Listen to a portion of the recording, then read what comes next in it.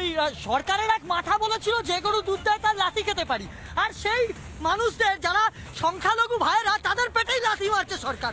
মাদ্রাসার ছাত্রদের সমস্ত সংখ্যালঘুদের ব্যবহার করছে রাজনৈতিক স্বার্থে মমতা বন্দ্যোপাধ্যায়ের দল, এবং রুদ্রাঙ্ক বড় বড় কথা বলতে পারে তার রাজনৈতিক স্বার্থে, কিন্তু এটা সংখ্যালঘু ভাইয়েরা জানে পরীক্ষা হওয়ার পর, ইন্টারভিউ হওয়ার পর তাদেরকে চাকরিটা দেয়নি, বঞ্চিত করে তাদের পেটে লাথি মেরেছে তৃণমূল সরকার। লজ্জা হয় না মমতা বন্দ্যোপাধ্যায়? ঘেন্নায় লজ্জায় অবিলম্বে 24 থেকে 48 ঘন্টার মধ্যে। তাই নয়, একটা সব থেকে মর্মান্তিক কথা বলি, মর্মান্তিক কথা, প্যাথেটিক কথা। মমতা বন্দ্যোপাধ্যায় সার্কুলার জারি করে বলেছেন সমস্ত স্কুলের বাইরে সারমেয়দের অর্থাৎ কুকুরদের মিড ডে মিলের দেওয়ার ব্যবস্থা করেছেন। ভালো কথা, হাততালি দিচ্ছি, কিন্তু এই মাদ্রাসার যারা পড়ুয়ারা আসে তাদের মিড ডে মিলের ব্যবস্থা এখনো মমতা বন্দ্যোপাধ্যায় করেননি। কেন করেননি?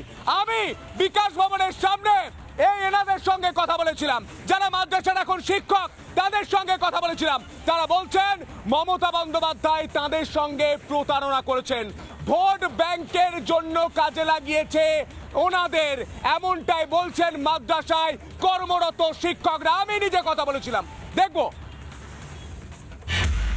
অ্যাকচুয়ালি এই রাজ্যে যে সরকারি ক্ষমতায় আসে তারা শুধু সংখ্যালঘুদের ভোট ব্যাংক হিসেবে ব্যবহার করে।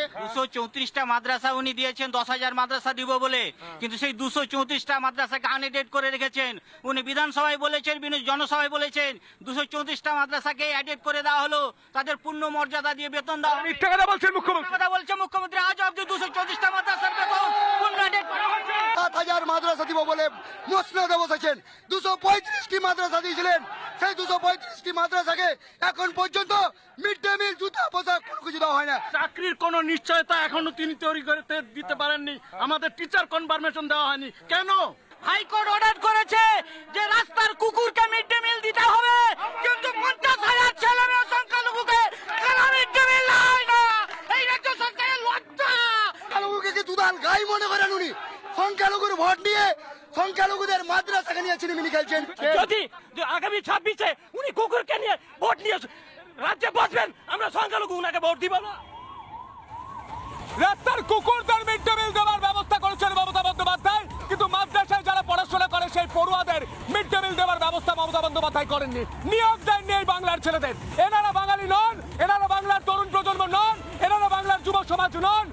নানা ধরনের কন্টেন্ট দেখার জন্য লাইক করুন, শেয়ার করুন আমাদের ফেসবুক পেজ, সাবস্ক্রাইব করুন আমাদের ইউটিউব চ্যানেল।